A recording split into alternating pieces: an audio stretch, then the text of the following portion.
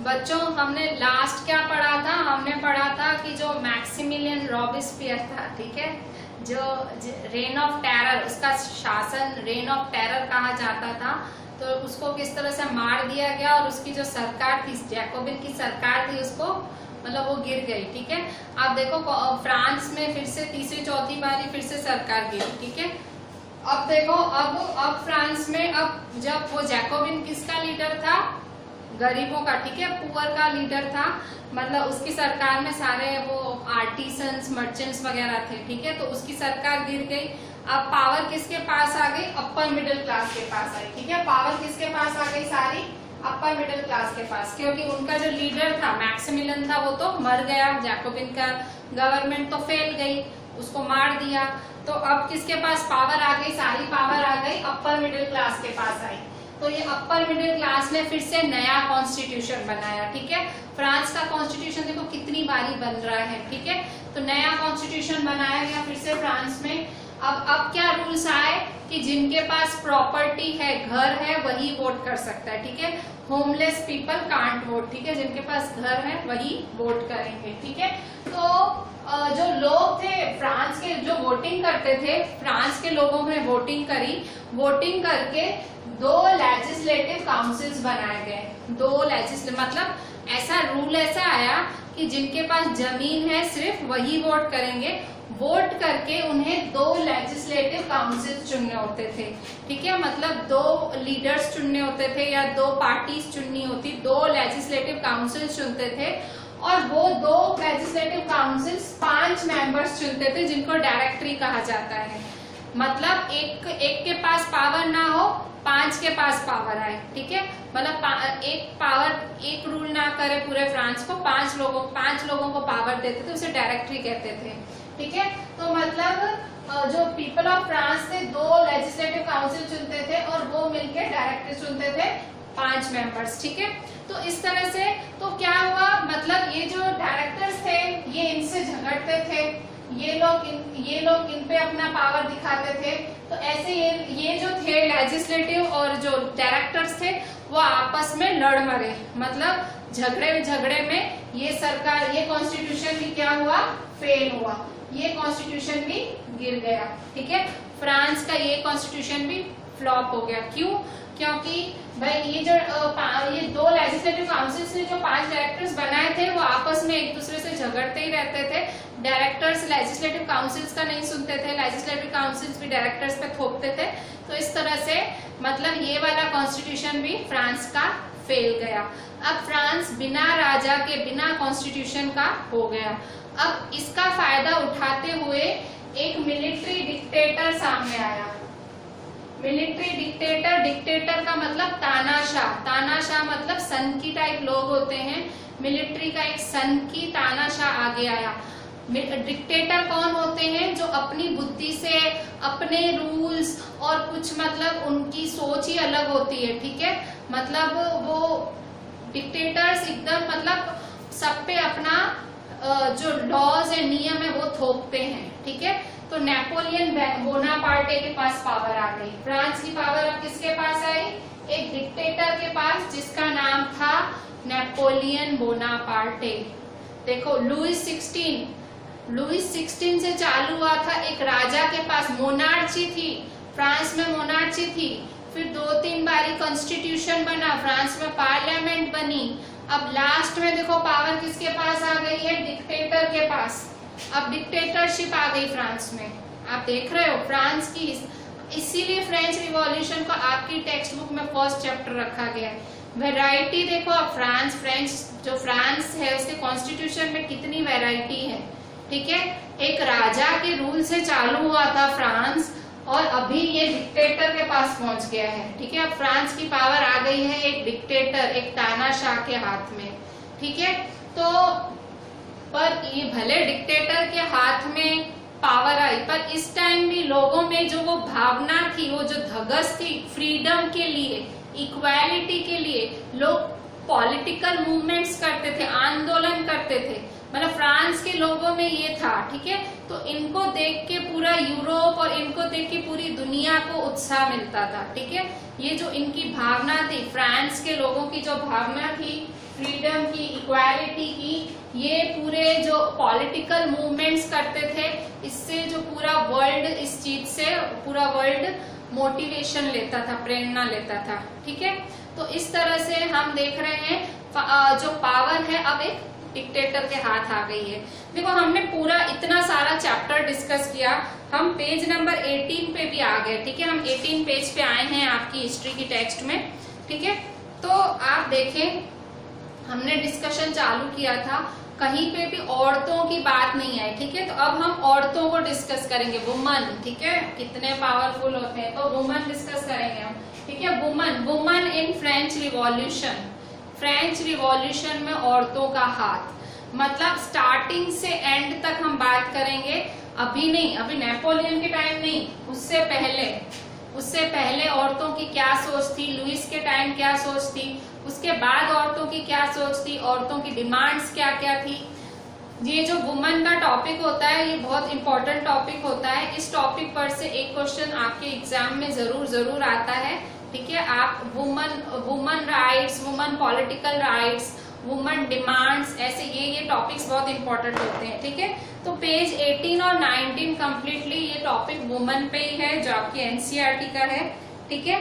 अभी यहाँ देखो वुमन पे देखो वुमन है ना शुरू से ही एक्टिव पार्टिसिपेंट्स रही थी फ्रेंच सोसाइटी में बदलाव लाने के लिए, मतलब औरतें शुरू से ही फ्रांस की बहुत ज्यादा एक्टिव रहती थी।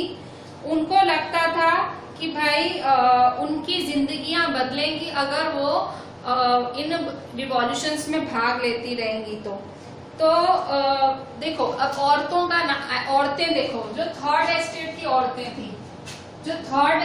औरतें थी, वो कमाती थी, ठीक है, वो कमाती थी अपनी फैमिली को सपोर्ट करने के लिए।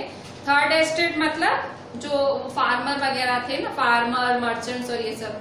तो थर्ड एस्टेट की औरतें वो कमाती थी अपने घर को पालने के लिए, वो मेड का काम कर लेती थी, कहीं मतलब सर्वेंट वगैरह बन जाती थी, और फिर ठीक है अलग अलग काम करती थी।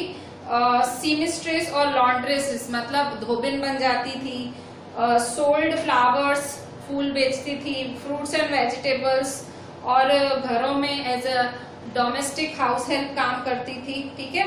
तो औरतों को, जो थर्ड एस्टेट की औरतें हैं, बिल्कुल मतलब किसी भी औरत को पढ़ाई नहीं करने देते थे, एजुकेशन या जॉब नहीं करने देते थे। थर्ड एस्टेट की किसी भी औरत को एजुकेशन का हक नहीं था। खाली जो औरतें अमीरों के घरों की थी, नोबल फैमिलीज की थी, वेल्थियर फैमिलीज की थी, वही खाली पढ़ाई करने जाती थी, और एक थोड़ा पढ़ने के बाद उनकी शादियां करा दी जाती थी, मैरिज, ठीक है। थर्ड एस्टेट की औरतें वो छोटे मोटे काम करती थी, ठीक है, स्मॉल वर्क करती थी, नो एजुकेशन, ठीक है। और सेकेंड जो फर्स्ट और सेकेंड एस्टेट की औरतें हैं, फर्स्ट और सेकेंड एस्टेट की औरतें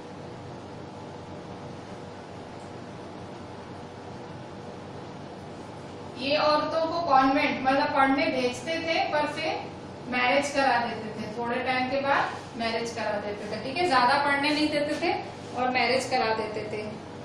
अगर बाय चांस औरत काम कर रही है, वर्किंग वुमन है, तो औरत को उसको अपनी फैमिली की भी देखभाल करनी होती थी, जैसे कि कुकिंग करना, पानी भरने जाना, ब्रेड के लिए लाइन में लगना, और अपने बच्चों की देखभाल करना, ठीक है। मतलब भले वो कमाने जाती थी पर फैमिली रिस्पॉन्सिबिलिटीज कोई शेयर नहीं करता था, ठीक है, उस टाइम। और उनकी जो सैलरीज थी, वेजेस थी, वो आदमियों से कम थी, मतलब काम भले इक्वल करती थी बाहर जाके, पर उसकी जो सैलरीज थी, वेजेस थी, वो कम थी। तो आप देख सकते हो फ्रेंच सोसाइटी में भी भेदभाव है औरतों के साथ। थर्ड एस्टेट की औरतें तो पढ़ ही नहीं पा रही हैं, फर्स्ट सेकेंड एस्टेट की औरतें पढ़ रही हैं, तो उनको मतलब तुरंत शादी करा देते थे, करियर नहीं बनाने देते थे। और अगर कोई औरत काम कर रही है, वर्किंग वुमन है, घर से कोई सपोर्ट नहीं, उसको सब कुछ अकेले करना है, ठीक है। तो इस तरह से ये उस टाइम की बात है, ठीक है। मतलब फ्रांस की एकदम स्टार्टिंग, जब से आप 1700 वैसे उस टाइम से चालू हुआ, ठीक है। आज तो 2020 है, आज तो फ्रांस की तो मतलब बात ही कुछ और है, ठीक है। तब ये सब था फ्रांस में। तो औरतों ने सोचा कि हमारी आवाज सुनी जाए, हमारा इंटरेस्ट सुने, तो उन्होंने क्या किया, औरतों ने पॉलिटिकल क्लब्स चालू किए अपने। पॉलिटिकल क्लब्स मतलब ग्रुप्स बनाने चालू किए औरतों के, और न्यूज़पेपर्स चालू कर दिए, ठीक है। औरतों ने क्या किया, औरतों ने सोचा कि हमारी बात सुनी जाए, ठीक है, औरतों की बात सुनी जाए, तो उन्होंने भी पॉलिटिकल क्लब्स और न्यूज़पेपर्स चालू कर दिए, ठीक है। पॉलिटिकल क्लब्स और न्यूज़पेपर्स चालू कर दिए। पॉलिटिकल क्लब्स मतलब जहां वो इकट्ठी होती थी इंटरेस्ट ऑफ वुमेन के लिए, मतलब औरतों का विकास कैसे हो, ये बातें होती थी। तो टोटल 60 वुमेन्स क्लब चालू हुए अलग अलग फ्रेंच सिटीज में, और उसमें सबसे फेमस पॉलिटिकल क्लब कौन सा था औरतों का, वो था society of revolutionary and Republican women, ठीक है। The society of revolutionary and Republican women, ठीक है। तो कौन सा चालू हुआ club, society of revolutionary and Republican women नाम का क्लब चालू हुआ। और उनकी डिमांड्स क्या थी औरतों की, one of their main demand, सबसे मेन डिमांड औरतों की थी कि उनको सेम पॉलिटिकल राइट्स दी जाएं जो मर्दों के पास है। सेम पॉलिटिकल राइट्स मतलब वो राइट टू वोट मांग रही थी, ठीक है। वोटिंग राइट थे वो औरतों के पास नहीं थे। उनको पार्लियामेंट में भी हिस्सा चाहिए था, पार्लियामेंट में भी औरतों को नहीं आने देते थे, मतलब मिनिस्टर की पोजीशन पे औरतें नहीं थी, वोटिंग राइट नहीं थी, ठीक है। तो वुमेन बहुत डिसअपॉइंटेड थी। जो कॉन्स्टिट्यूशन 1791 का कॉन्स्टिट्यूशन था, 1791 का जो कॉन्स्टिट्यूशन बना था, उसमें उनको पैसिव सिटीजन्स में रखा गया था। पैसिव मतलब वो वोट नहीं कर सकती थी, ठीक है। उन्होंने राइट टू वोट मांगा, उन्होंने right to elected in assembly मांगा, भाई हमें असेंबली में वोटिंग राइट्स दो, हमें पॉलिटिकल ऑफिस दो, हमें पॉलिटिक काम दो, ठीक है। तो उनको लगा कि अगर हमें हिस्सेदारी मिलेगी सरकार में तो हमारा विकास होगा, ठीक है। तो इस तरह से फिर औरतों के लिए जो रिवॉल्यूशनरी गवर्नमेंट आई फ्रांस में, रिवॉल्यूशनरी गवर्नमेंट जो बनी थी, उस गवर्नमेंट ने औरतों के लिए थोड़े लॉज लाए भी, जैसे कि उनके लिए स्टेट स्कूल्स खोले गए, स्कूलिंग उनके लिए कंपलसरी कर दी गई, भाई स्कूल में जरूर जाना है, ठीक है। उनको मैरिज एक कॉन्ट्रैक्ट के तहत होती थी, ठीक है, जबरदस्ती नहीं कराई जाती थी अब शादियां, मैरिज एक कॉन्ट्रैक्ट की तरह होती थी, रजिस्टर की जाती थी उनकी शादियां सिविल लॉ में, और अगर वो डिवोर्स लेना चाहें तो ले सकती थी, मतलब आदमी औरत में से कोई भी डिवोर्स फाइल कर सकता था। औरतों को जॉब करने के लिए ट्रेनिंग मिलने लगी, औरतों को ट्रेनिंग मिलने लगी बिजनेस चलाने की, आर्टिस्ट बनने की। तो इस तरह से जो रिवॉल्यूशनरी गवर्नमेंट थी उन्होंने औरतों के लिए ये अच्छे नियम लाए, ठीक है। पहले आपने जो पढ़ा, जो औरतों के जो हाल था वो लुइस 16 के टाइम रहा होगा। अब जो औरतों का है, अब भाई ये रिवॉल्यूशनरी गवर्नमेंट ने अच्छे लॉज लाए, ठीक है। पर अभी भी औरतों को इक्वल पॉलिटिकल राइट्स मतलब राइट टू वोट और गवर्नमेंट ऑफिसेस में जॉब्स नहीं मिली, ठीक है। मतलब अभी भी औरतों को पार्लियामेंट में एंट्री नहीं मिली, राइट टू वोट नहीं मिली। तो अभी भी औरतें उसके लिए, हक के लिए लड़ रही थी, ठीक है। तो जब जैकोबिन की सरकार आई, रेन ऑफ टेरर की सरकार है, जब मैक्सिमिलियन की सरकार आई, तो उन्होंने सारे वुमेन क्लब बंद करा दिए, उन्होंने उनकी सारी पॉलिटिकल एक्टिविटीज बंद करा दी, और जो फेमस औरतें थी उन्हें अरेस्ट करा दिया गया, जो मतलब मेन उनकी लीडर्स थी उन्हें मार दिया गया जैकोबिन गवर्नमेंट के दौरान, ठीक है। तो ये आपने पढ़ा था ना कि जैकोबिन गवर्नमेंट की भाई रेन ऑफ टेरर क्यों बोलते हो, आप उसमें भी ये पॉइंट्स लिख सकते हो कि भाई औरतों को भाई उस टाइम मार दिया गया था, एग्जीक्यूट कर दिया गया था, ठीक है। देखो वुमेन, औरतों की ये जो मूवमेंट थे, औरतों के आंदोलन चलते रहे वोटिंग के लिए, इक्वल वेजेस के लिए, सैलरीज के लिए उनके आंदोलन चलते रहे। 200 साल तक औरतें हमारे खाली फ्रांस में नहीं, बाकी दुनिया के सब देशों में औरतें वोटिंग राइट्स के लिए लड़ती रही। फिर आखिर ये मूवमेंट इंटरनेशनल मूवमेंट बन गया, मतलब पूरे दुनिया की औरतें वोटिंग राइट्स के लिए लड़ती रही। फिर आखिर फ्रेंच वुमेन के इतने सारे स्ट्रगल के बाद फाइनली 1946 में फ्रांस की औरतों को राइट टू वोट मिला। मतलब कब से इन्होंने चालू किया था स्ट्रगल, इन्होंने 1800 मतलब 150 साल बाद, तकरीबन 150 से 200 साल बाद उन्हें राइट टू वोट मिला फ्रांस की औरतों को। मतलब ये पूरी फ्रांस की 2 पन्नों में आपके पेज नंबर 18 और 19 में फ्रांस की औरतों की, मतलब स्टार्टिंग से जब से ये चैप्टर चालू हुआ अभी तक, मतलब एंड तक औरतों की भाई पूरी कहानी है। ठीक है, तो अब इस पर से क्वेश्चंस देखते हैं क्या क्या बन सकते हैं। क्वेश्चंस देखें।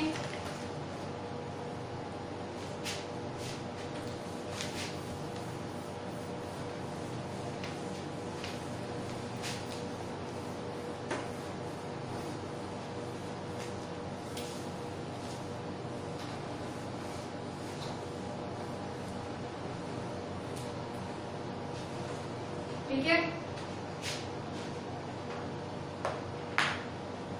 क्वेश्चन लिखें। What were the work of women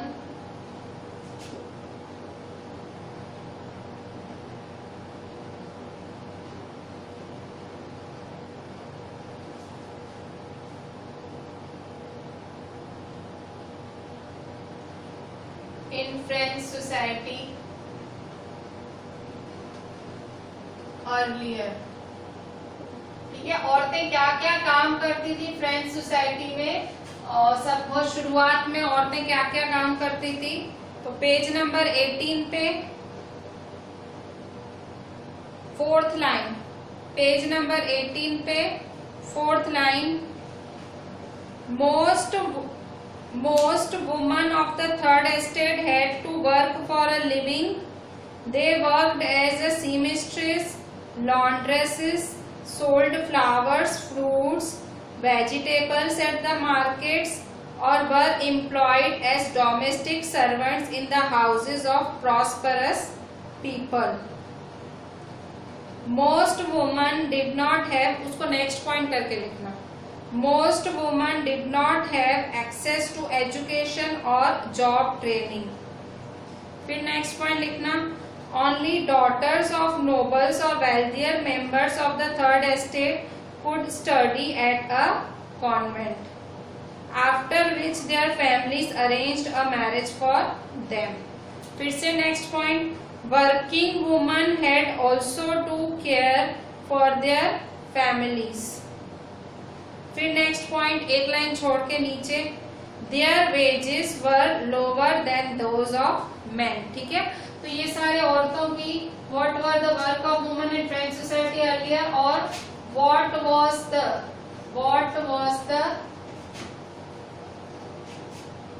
condition of women, ऐसे भी लिख सकते हो question, condition of women in the earlier French society. मतलब शुरुआत में कंडीशन क्या थी औरतों की, तो थर्ड एस्टेट की औरतें घरों में काम करती थी, लॉन्ड्री का काम करती थी, फूल बेचती थी, फल बेचती थी, सब्जियां बेचती थी।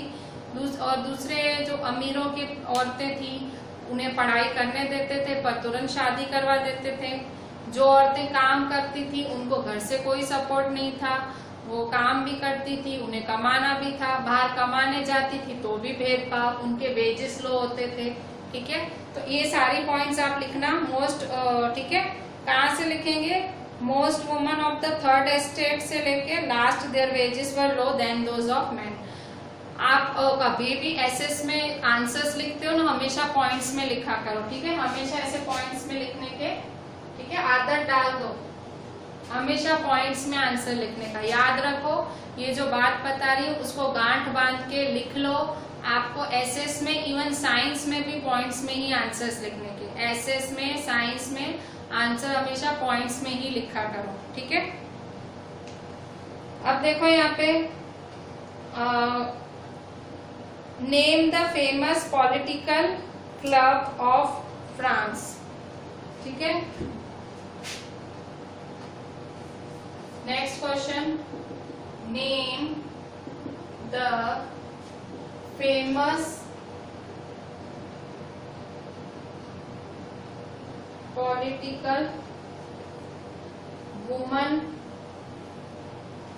पॉलिटिकल क्लब ऑफ फ्रांस, ठीक है। फ्रांस का फेमस पॉलिटिकल क्लब कौन सा था? आंसर द सोसाइटी, ये नाम है उस क्लब का, the society of revolutionary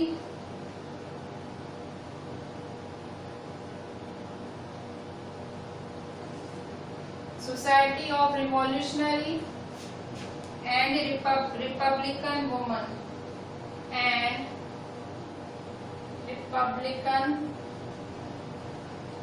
Women, ठीक है। मतलब क्या नाम था? The society of revolutionary and Republican woman. तो ये famous political club of France का नाम था वुमन पॉलिटिकल क्लब, ठीक है। सो what were the main demands of the woman, ठीक है। what were the main demands of the woman?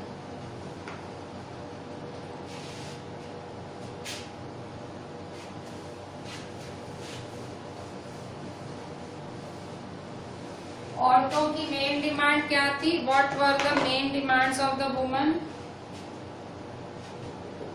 what were the main demands of the women? औरतों की main demand क्या थी? आंसर क्या थी उनकी मेन डिमांड्स? पेज नंबर 19 पे,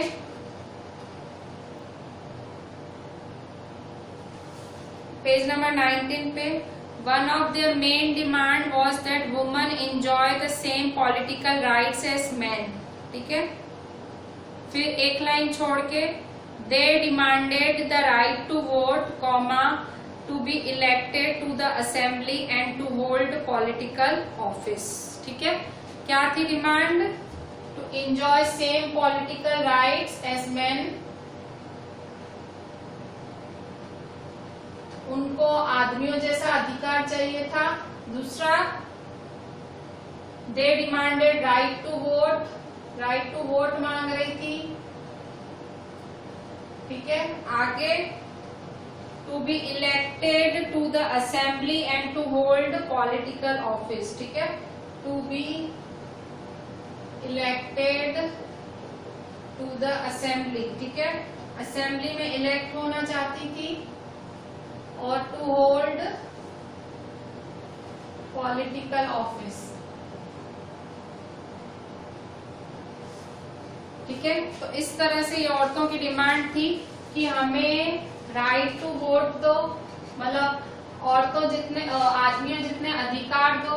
मेन डिमांड्स क्या थी? Main demands of woman were, main demands of woman, औरतों की मेन डिमांड क्या थी?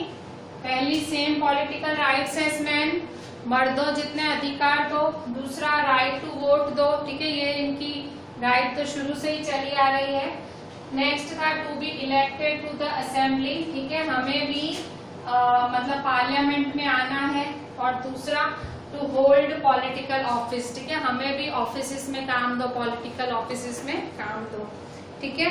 तो इस तरह से ये सारी औरतों की मांगे थी, ठीक है। अब नेक्स्ट, औरतों के लिए क्या बदलाव आए, ठीक है, जो रिवॉल्यूशनरी गवर्नमेंट थी क्या बदलाव लाई, ठीक है। तो नेक्स्ट क्वेश्चन,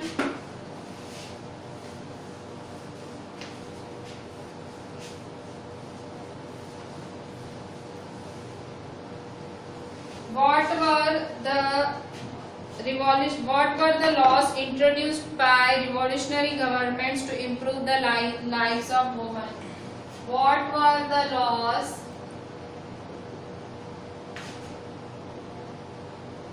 introduced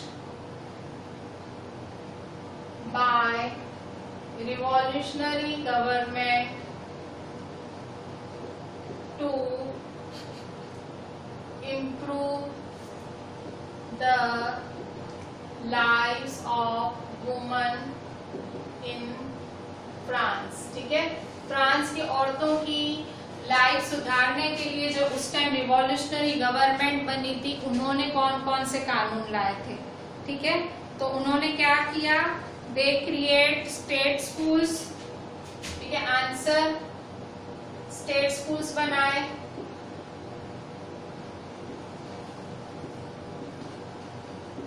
मतलब हर राज्य में स्कूल बनाए। और schooling was made compulsory for all girls. Schooling was made compulsory for all girls.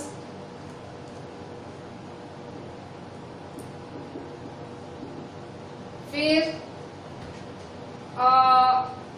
Marriage was made into contract. ठीक है, marriage was made into contract, मतलब मैरिज एक कॉन्ट्रैक्ट की तरह हो गया। मतलब आप भाई बिना इजाजत के भाई सरकार के शादी नहीं, वॉज मेड इनटू कॉन्ट्रैक्ट। ठीक है, मतलब वो कभी भी शादी कर सकती थी। ठीक है, and registered under civil law, मतलब वो चाहे तो ही शादी हो सकती थी। And registered under civil law, मतलब वो साइन नहीं करेंगी तो शादी नहीं होगी वैसा। ठीक है, फिर डिवोर्स वॉज मेड लीगल। ठीक है, डिवोर्स कानून को, जो तलाक है कोई भी ले सकता था। ठीक है, डिवोर्स वॉज मेड लीगल। ठीक है, शादी के बाद सीधा डिवोर्स आ गया। देखो ये फ्रांस है, पहले एक महीने में शादी हुई, दूसरे में डिवोर्स आ गया। ठीक है, ये फ्रांस का कल्चर। Divorce was made legal.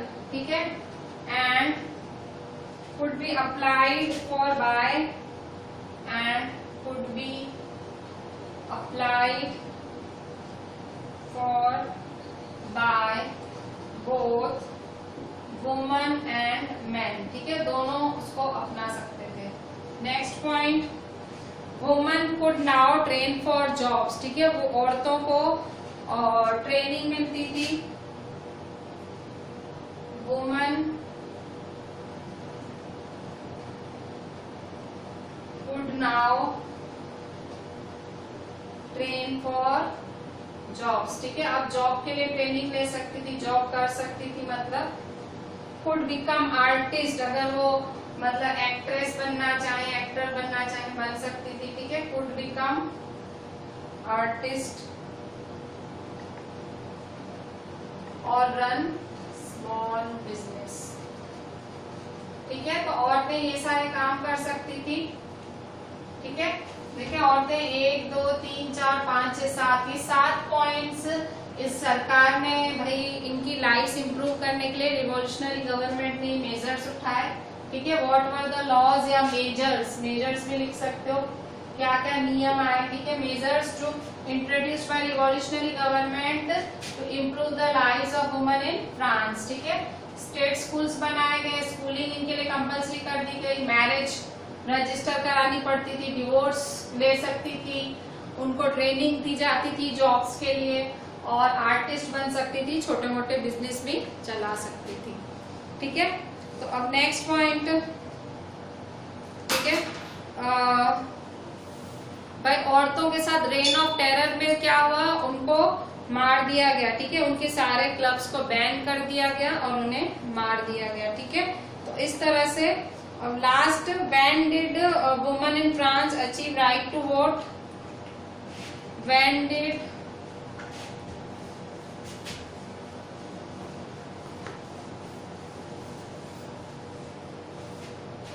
When did woman, ये आज के वुमन टॉपिक बहुत इंपॉर्टेंट टॉपिक है। हाँ, व्हेन, एक वो रेन ऑफ टेरर भी इंपॉर्टेंट था।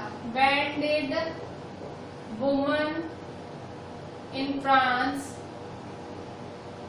अचीव राइट टू वोट, ठीक है। वुमन इन फ्रांस को राइट टू वोट कब मिला? तो आंसर इन 1946, ठीक है। 1946 में वुमन इन फ्रांस को राइट टू वोट मिला, ठीक है। औरतों को इस तरह से अधिकार मिला कि वो वोट करें। पेज नंबर 20 पे देखो पिक्चर बनी हुई है, यहाँ देखो रस्सी लगी हुई है और सारी औरतें ही औरतें दिख रही हैं। पेज नंबर 20 पे सारी औरतें दिख रही हैं और ये सारी औरतें ब्रेड लेने के लिए खड़ी हैं। देखो औरतें ही ब्रेड लेने के लिए लाइन में खड़ी हैं, मर्द नहीं खड़े हैं यहाँ पे, औरतें ही खड़ी हैं। पेज नंबर 19 पे देखो जिसको मार दिया गया था जैकोबिन गवर्नमेंट के दौरान, वो औरत का नीचे फोटो बना हुआ है, ओलंपे डी गॉर्जेस, ये औरत थी और इस औरत को मार दिया गया था। बहुत ही मतलब अच्छी एक्टिव थी ये, मतलब औरतों में। तो इसमें इस औरत को जैकोबिन गवर्नमेंट ने मार दिया था, ठीक है। इसके बाद यहाँ पेज नंबर 18 पे पिक्चर देखो, पेरिस के औरतों की बनी हुई है, ठीक है। पेरिस के औरतों की ये पिक्चर है जब वो मतलब जब वो नहीं राजा का महल वो बेस्टिल के तरफ गए थे सारे मिलके। तो ये पेरिस की औरतें देखो घोड़ों पे भी हैं, औरतें देखो हाथ में अलग अलग हथियार हैं, किसी के हाथ में ड्रम है, किसी के हाथ में हथियार है। तो ये औरतों की मतलब ये औरतों की भी एक बहुत अच्छी रोल रहा है फ्रेंच रिवॉल्यूशन में, ठीक है। ये नाम याद रखना आप, रिवॉल्यूशनरी वुमन ओलंपे डी गॉर्जेस का।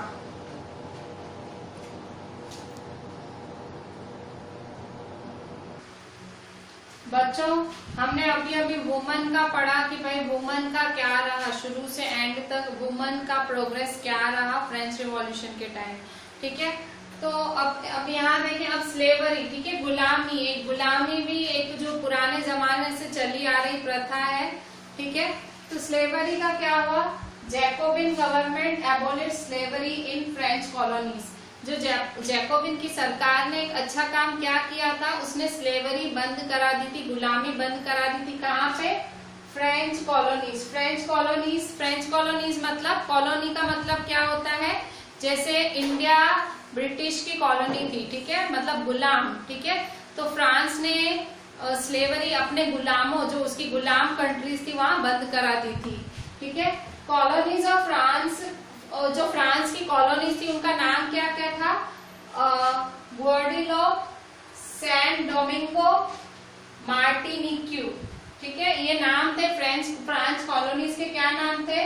ग्वाडेलूप, सैन डोमिंगो और मार्टिनिक्यू, ठीक है। ये मैं आपका, ये जो मैंने पॉइंट्स लिखी हैं ये आपके टेक्स्ट बुक के पेज नंबर 21 से लिखी है, ठीक है। 21 जो पूरा स्लेवरी पे है पेज, उसपे से लिखी है, ठीक है। Colonies of France, Guadeloupe, San Domingo, Martinique were in Caribbean reason.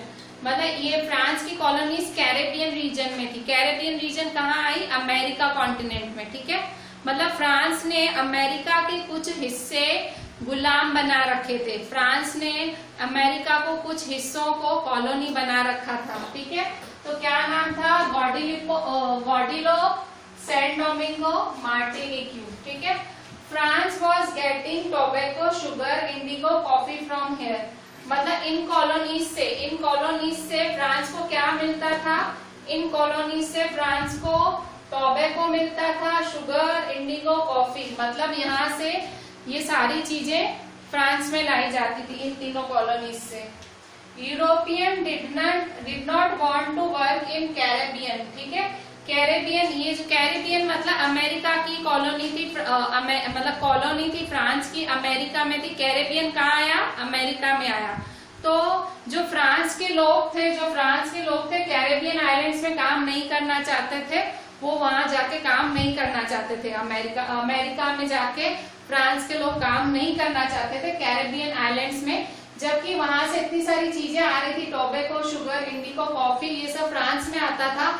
तो भी फ्रांस के लोग अमेरिका के कैरेबियन में जाके काम नहीं करना चाहते थे। तो शॉर्टेज ऑफ स्लेव्स, ठीक है, इस बात की वजह से शॉर्टेज ऑफ स्लेव्स, ठीक है। सो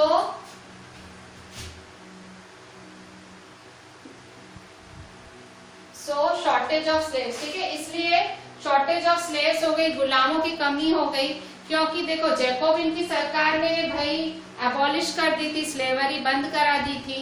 अब जो फ्रांस के लोग थे वो वहां जाके स्लेवरी करना नहीं चाह रहे थे, वहां जाके नहीं गुलामी करना चाह रहे थे, तो जो स्लेव्स की शॉर्टेज हो गई, गुलामों की शॉर्टेज हो गई, ठीक है, तो इसलिए स्लेव ट्रेड चालू हो गई। स्लेव ट्रेड मतलब गुलामों को खरीदना बेचना, स्लेव ट्रेड चालू हो गई, started between Europe, Africa, America. Europe, Africa, America के बीच में गुलाम बेचे जाने लगे। कौन से 3 थे कॉन्टिनेंट्स? यूरोप, अफ्रीका और अमेरिका। कब हुआ ऐसे? इन 17th सेंचुरी। 17th सेंचुरी में गुलाम स्लेव ट्रेड चालू हुई। Slave trade started between Europe, Africa, America in 17th century, और इसे ट्रायंगुलर स्लेव ट्रेड कहा जाता है। ये क्वेश्चन आता है एग्जाम में, what do you mean by triangular slave trade? The trading of slaves between Europe, Africa, America. Europe, Africa और अमेरिका के बीच में स्लेव ट्रेड थी, उसे ट्रायंगुलर स्लेव ट्रेड कहा गया, ठीक है। इस ट्रायंगुलर स्लेव ट्रेड में क्या होता था? ट्रायंगुलर स्लेव ट्रेड में फ्रांस के जो मर्चेंट्स थे, France merchants goes to Africa from Bordeaux and Nantes by water, ठीक है। जो फ्रांस के मर्चेंट्स होते, जो फ्रांस के व्यापारी होते थे, वो अफ्रीका जाते थे बॉर्डियोक्स और नेंटेस से वाटर के थ्रू। बॉर्डियोक्स और नेंटेस फ्रांस के ही जगहों के नाम है, ठीक है।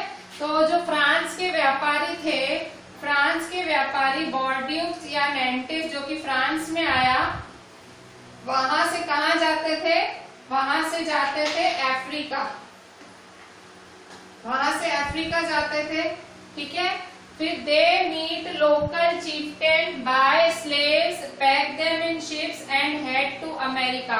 वहां जाके वो किससे मिलते थे? अफ्रीका जाते थे और वहां के लोकल चीफ्टेन मतलब दादा टाइप, ठीक है, वहां के जो दादा जैसा या जो एक लीडर जैसा होता है उससे मिलते थे, लोकल चीफ्टेन से मिलते थे और वहां से स्लेव्स खरीदते थे, बाय स्लेव्स। ये जो फ्रेंच मर्चेंट्स थे अफ्रीका जाते थे, अफ्रीका से स्लेव खरीदते थे और उन्हें अपनी शिप्स में पैक करा देते थे। जैसे सामान पैक कराते थे वैसे वो वहां से गुलामों को पैकिंग कराते थे अपनी शिप में, और कहाँ जाते थे? सीधा अमेरिका। फ्रांस कहाँ आया? यूरोप में। फ्रांस कहाँ आया? यूरोप में, मतलब यूरोप के बॉर्डियोक्स, नेंटेस से जो फ्रेंच के मर्चेंट्स थे वो जाते थे अफ्रीका। अफ्रीका से खरीदते थे गुलाम, स्लेव्स खरीदते थे और कहाँ जाते थे? अमेरिका की तरफ। क्यों अमेरिका जाते थे? कैरेबियन आइलैंड, कैरेबियन जाते थे क्योंकि वहां पे फ्रेंच के लोगों ने काम करने से मना कर दिया था। फ्रांस के लोगों ने बोला था हम कैरेबियन में काम नहीं करेंगे, तो उनको गुलाम कहाँ से खरीदने पड़ते थे? अफ्रीका से खरीदने पड़ते थे, ठीक है। तो after 3 months slaves were sold to plantation owner. 3 महीने बाद क्यों बिकते थे? क्योंकि 3 महीने पानी में लग जाते थे। अफ्रीका से कैरेबियन पहुंचने में 3 महीने लगते थे पानी में, ठीक है। तो 3 महीने के बाद इन स्लेव्स को प्लांटेशन ओनर्स को बेचा जाता था। प्लांटेशन ओनर्स का मतलब वो लोग जिनके पास अपनी खेती बाड़ी होती है, खेती जमीन होती है, पर काम करने के लिए लोग नहीं होते हैं, तो ये लोग प्लांटेशन ओनर मतलब बड़ी बड़ी खेतियों के जमीनों के मालिक, ठीक है। तो उनको ये स्लेव्स बेच दिए जाते थे। 18th सेंचुरी में स्लेव ट्रेड वॉज क्रिटिसाइज्ड। 18वीं सदी में ये जो स्लेव्स का खरीदना बेचना, मतलब एक वस्तु की तरह आप एक इंसान को खरीद रहे हो, बेच रहे हो। 18th सेंचुरी में ये स्लेव की ट्रेड को बहुत क्रिटिसिज्म मिला, मतलब लोगों ने इसकी निंदा की फ्रांस में, ठीक है। फिर जो नेशनल असेंबली थी, आपको याद होगा नेशनल असेंबली, लुईस 16 के बाद नहीं आपने नेशनल असेंबली पढ़ी थी। तो नेशनल असेंबली जो बनी थी फ्रांस में, नेशनल असेंबली ने इसके खिलाफ कोई भी लॉ पास नहीं किया था। National assembly did not pass laws fearing opposition from businessman. National assembly ने स्लेव ट्रेड के खिलाफ कोई कानून पास नहीं किया था। उसको डर लगा कि भाई जो बिजनेसमैन है वो उनको अपोज करेंगे इन लॉज को। क्यों? क्योंकि बिजनेसमैन की सीधी सीधी कमाई इसी से ही थी। वो गुलाम बेचते थे तो इंडिगो, कॉफी, ये सब आता था। ठीक है, क्या क्या आता था फ्रांस में? टोबैको, शुगर, इंडिगो, कॉफी आता था। ठीक है, इन गुलामों की वजह से ये 4 चीजें फ्रांस में आती थी बिकने के लिए। तो उनको डर लगा था बिजनेसमैन का, इसलिए नेशनल असेंबली ने कोई भी कायदा पास नहीं किया गुलामों के लिए। ठीक है, इसके बाद 1794 में कन्वेंशन गवर्नमेंट, ये सारी गवर्नमेंट पढ़ के आए हो, याद करो, भूल नहीं गए हो ना। 1794 में कन्वेंशन गवर्नमेंट थी। इन 1794 कन्वेंशन गवर्नमेंट बैन्स स्लेवरी। 1794 में कन्वेंशन गवर्नमेंट ने स्लेवरी को बैन कर दिया। आप स्लेवरी नहीं कर सकते हो। ठीक है, कन्वेंशन गवर्नमेंट ने ये कदम उठाया। आफ्टर 10 years, 10 साल बाद, slavery again started by Napoleon. 10 साल बाद जब नेपोलियन डिक्टेटर बना फ्रांस का, तो उसने क्या किया? उसने स्लेवरी फिर से चालू करा दी। ठीक है, फिर फाइनली 1848 में स्लेवरी एबॉलिश हो गई फ्रांस में। Finally in 1848 slavery finally abolished in France. ठीक है, तो ये टॉपिक क्या था आपका? Abolition of slavery. ठीक है, स्लेवरी कैसे अबॉलिश हुई फ्रांस में। ठीक है, ये पूरा टॉपिक मैंने आपको एज अ पॉइंट्स में लिखाया है। ठीक है, पॉइंट्स में देखो कितने अच्छे से मैंने सारा पॉइंट्स में ये पूरा पेज आपका मैंने अरेंज करा है। यहाँ देखो, ये खास इसमें एक ये क्वेश्चन की किन चीजों के लिए? Tobacco, sugar, Indigo, coffee. फिर इसकी कॉलोनीज, फ्रांस की कॉलोनीज का क्या नाम था? फ्रांस की कॉलोनीज का था गॉर्डिलोप, सैंट डोमिंगो, मार्टिनिक्यू। ठीक है, कैरेबियन रीजन में थी। फिर ट्रायंगुलर स्लेव ट्रेड क्या है? Slave trade between Europe, Africa, America in 17th century. ठीक है, स्लेव्स का खरीदना बेचना। ठीक है, कहाँ से जाते थे? बोर्डियोस, नैंटेस से फ्रांस के मर्चेंट्स जाते थे। ठीक है, और फाइनली कब अबॉलिश हुई? 1848। सारा ये सब आपको लिखना है एबॉलिशन इन स्लेवरी में। ये मैंने लिखा है, तो भी थोड़ा जूम करके हम दिखाते हैं आपको। ये सारा आपको अबॉलिशन इन स्लेवरी में सब इम्पोर्टेंट पॉइंट्स हैं। ठीक है, बोर्डियोस, नैंटेस कभी मैप में आता है, फ्रांस के मैप में कभी बोलते हैं कि उसको फ्रांस के मैप में दिखाओ, और कभी ये वाला क्वेश्चन आता है कि कौन सी चीजों के लिए होता था।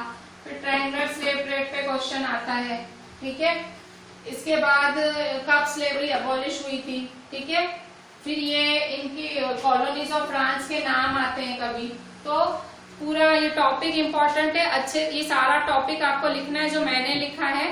ठीक है, राइटिंग खराब है तो टेक्स्ट बुक खोल के देख लेना। टेक्स्ट बुक में वो अबॉलिशन ऑफ स्लेवरी वाला पेज है, उसी पर से लिखा है सारा। ठीक है, अच्छे से देख लो ये, और मेरे को सारा लिख के अच्छे से व्हाट्सएप करना।